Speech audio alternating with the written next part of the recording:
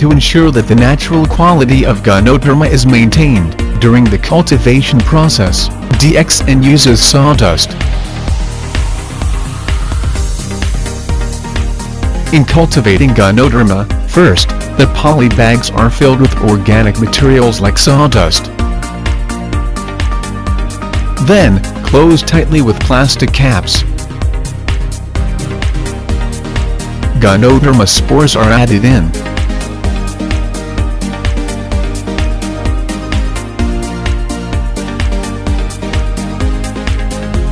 The poly bags are then placed in a high-technology sterilization machine, to be sterilized.